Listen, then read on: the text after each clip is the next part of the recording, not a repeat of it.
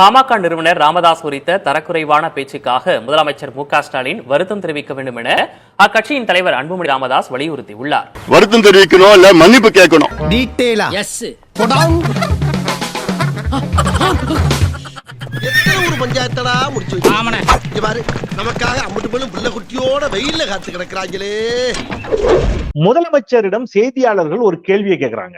பாமக தலைவர் ராமதாஸ் கேள்வி எழுப்பியிருக்காரு. யார வந்து சந்திச்சாரு? அவருக்கு வேலை இல்ல, அதனால டெய்லி ஒரு அறிக்கை கொடுத்துட்டு இருப்பாரு. அதுக்கெல்லாம் பதில் சொல்ல அவசியம் இல்ல. ஓகே,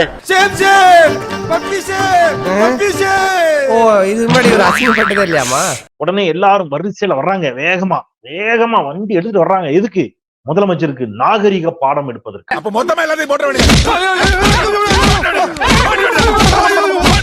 அவருக்கு வேலை எதுவும் கிடையாது, தினம் அறிக்கை தான் விட்டுட்டு இருப்பாரு. அதுக்கெல்லாம் நான் பதில் சொல்ல தேவையில்லை. மானமுள்ள அப்பனா இருந்தா நான் பவுடர் போடும்போது நீ ஹால்ல தூக்கு போட்டுருக்கணும். யோ, நான் அசிங்கமா திட்டிட்டு இருக்கேன், ஏதோ அவார்டு வாங்கினாம சிரிச்சிட்டு இருக்கிறேன் என்று கோபத்துடன் பதில் அளித்து சென்று விட்டார் முதலமைச்சர். போய் சொல்லு, சிவசாமி மகன் உன்னை செருப்பால அடிச்சிட்டான்னு சாவர வரைக்கும் ஞாபகத்தில் வச்சிருப்பல்ல. இது கண்டிக்கத்தக்கது. இன்று இந்தியாவிலே ஒரு மூத்த அரசியல் தலைவர் எங்களுடைய மருத்துவர் ஐயா அவர்கள். ஐயானா எந்த ஐயா?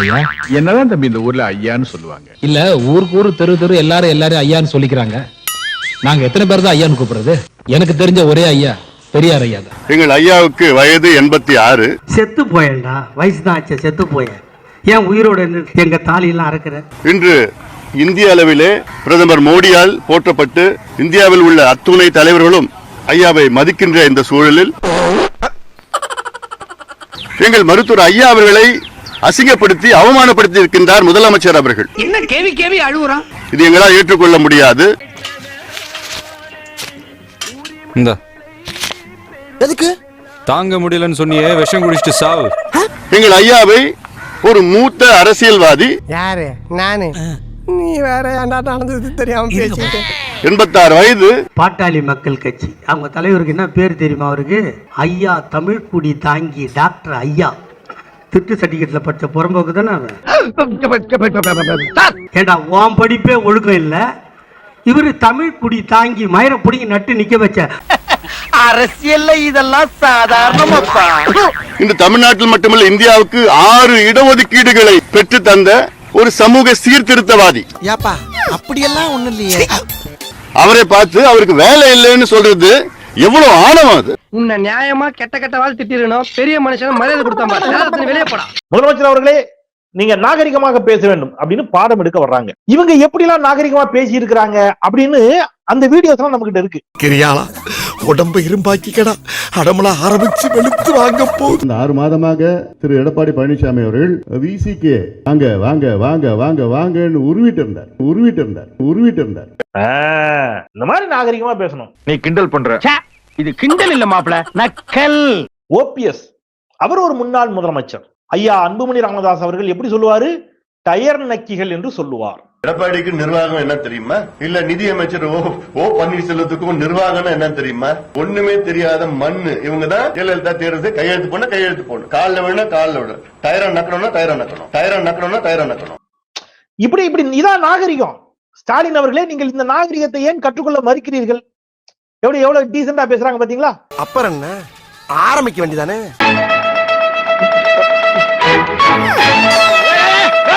இப்ப இதை விட ராமதாஸ் அவர்கள் சீனியர் பொலிட்டிஷனா இல்லையா? எஸ், மாற்று கருத்து இல்ல. ஆனா நீங்க என்ன சொன்னீங்க முதலமைச்சரை பார்த்து? உன்ன போய் கோட்டையில நான் சந்திக்கணுமா? எனக்கு அவமானமா இருக்கு. நான் ஒரு முளை கயிறு தருகிறேன், அதை வாங்கி கொண்டு போய் ஒத்த புளிய மரத்தில் தூக்கில் தொங்குங்கள். எனக்கு அவமானமா இருக்கு. அட சொட்ட தலையா, சொன்னதே திரும்ப சொல்லானே, என்ன வியாதி உனக்கு? உங்ககிட்ட போய் நான் 10.5 நாய் கேட்கணுமா? எனக்கு அவமானமா இருக்கு. உன்ன போய் கோட்டையில நான் சந்திக்கணுமா? எனக்கு அவமானமா இருக்கு.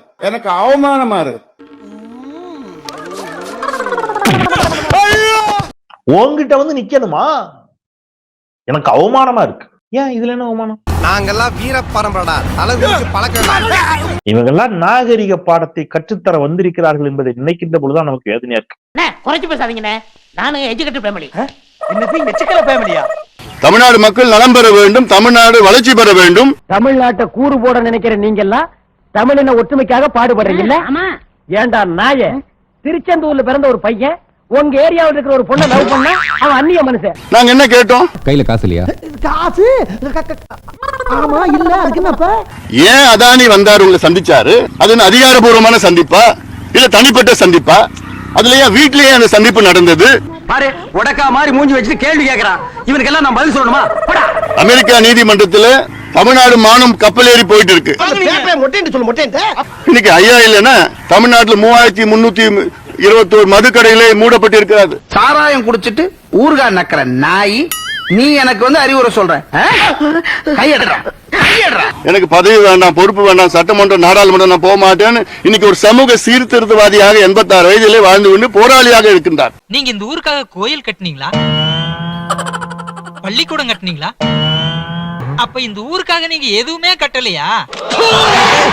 அவரை பார்த்து கொச்சைப்படுத்தி கொண்டிருக்கின்ற முதலமைச்சர் இது எங்களால் ஏற்றுக்கொள்ள முடியாது. சாவு சாவும்ல செத்த பையல, நீ நலமா இருந்தா ஒளிஞ்ச எனக்கு நீ சாவும்ல செத்த பையல. முதலமைச்சர் அவர்கள் முதலில் ஐயாவுக்கு வருத்தம் தெரிவிக்கணும், இல்ல மன்னிப்பு கேட்கணும். யோ, உன்ன மாதிரி அயோக்கியனுக்கெல்லாம் மன்னிப்பு கிடையாது, மண்ணும் கிடையாது. முதல்ல இடத்த காலி பண்ணு. இல்ல எங்க தொண்டர்களுடைய உணர்வை கட்டுப்படுத்த முடியாது. யோ, நீ பாட்டுக்கு வாக்க வாரி விட்டுனுக்குற, அங்க போய் ஏமாடி வாங்குறது. இது எவ்வளவு யோசனைகளை, நல்ல யோசனைகளை நாங்கள் தொடர்ந்து அன்றாடம் முன்வைத்துக் கொண்டிருக்கின்றோம். அந்த அன்புமணி ராமதாஸ் ராஸ்கல் பார்லிமெண்ட்டுக்கு போனதில்லை. டேய், இவன் வேற என்னை ரொம்ப டார்ச்சர் பண்றான்டா. இது தமிழ்நாட்டின் வளர்ச்சி, இந்தியாவின் வளர்ச்சிக்காக. ஒண்ணே ஒண்ணு நீ செய்யலாம். சொல்லுங்கய்யா. இந்த நாட்டை விட்டே ஓடி போய். என்னங்கய்யா? அதான் நீ நாட்டுக்கு செய்யற நன்மை, நாட்டு மக்களுக்கு செய்யற நன்மை, நாட்டு ஜனங்களை பிடிச்சிருந்த தரித்திரமே ஓடி போச்சுன்னு நினைப்பாங்க. அதுக்கு மீண்டும் நான் சொல்றேன், எங்களுடைய மூத்த மருத்துவர் ஐயா அவர்களை அவமானப்படுத்திய முதலமைச்சர் அவர்கள் வருத்தம் தெரிவிக்கணும், மன்னிப்பு கேட்கணும். என்ன அது மன்னிப்பா? இந்த பீட்டர் கருத்தத்தையே மன்னிப்பு கேட்டதில்ல, நீ என்னடி கசுமாலாம்? ஏன்னா இன்னைக்கு ஐயா அவர்களை வந்து எல்லா கட்சியும் ஏத்துக்கிறாங்க. டேய், யாரா பேசுறா அப்படி? அதான் ஊரே பேசுறேன். ஊருக்குள்ள யாரா பேசுறா? அட நானே பேசுறேனே. உன்னை எல்லாம் நான் மனுஷனாவே மதிக்கிறதுலடா, மயக்க மதிக்கிறேன். அவர் பேசுவார் என்ன வேணாலும். அவர் நான் கட்சிக்காரன் நினைக்கிறதில்ல, அவர் கட்சி ஏற்படுத்திருக்கேன்னு நாங்கள் பொருட்படுத்துறதில்ல. அவர் பேச்சுக்கெல்லாம் நாங்கள் பதில் சொல்ல வேண்டிய அவசியம் இல்லை. அப்படி சொல்லித்தான் இது மாதிரி ஊடகத்திலையும் பத்திரிகையில அவரு வந்து கட்சி நடத்திட்டு இருக்காரு. போதுமா? இன்னைக்கு 45 ஆண்டு காலம் பொது வாழ்க்கையில ஐயா ஈடுபட்டு ஒரு போராளியாக வாழ்ந்து கொண்டிருக்கின்றார். நீ என்ன இந்தியாவுக்கு சுதந்திரம் வாங்கி கொடுத்தியா, இல்ல ரயில கண்டுபிடிச்சியா, பஸ்ஸ கண்டுபிடிச்சியா, டெலிபோனை கண்டுபிடிச்சியா, அட்லீஸ்ட் சைக்கிள் காத்தடிக்கிற பம்பையாவது கண்டுபிடிச்சா? அப்படிப்பட்ட ஒரு ஐயா இன்னைக்கு அசிங்கப்படுத்தி அவமானப்படுத்தி இருக்கின்ற முதலமைச்சர் எங்களால் மட்டுமில்லை, எங்கள் தொண்டர்களால் ஏற்றுக்கொள்ள முடியவில்லை. எங்கள் தொண்டர்கள் எல்லாம் இன்னைக்கு கொந்தளிப்பாக இருக்கின்றார்கள். முதலாளி, நாங்க கடல் மாதிரி பொங்கிடுவோம். ஒரு டம்ளர் தண்ணிய தலையில ஊத்துனா முங்கிடுமா? இவன் கடல் மாதிரி பொங்கறானா?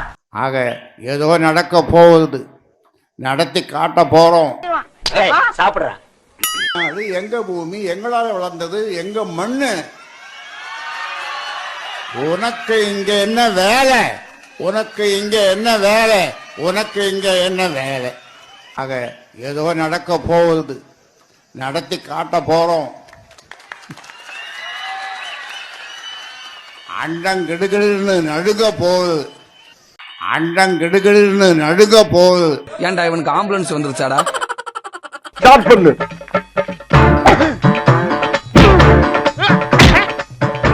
இங்கிட்டு வா. அப்படியா?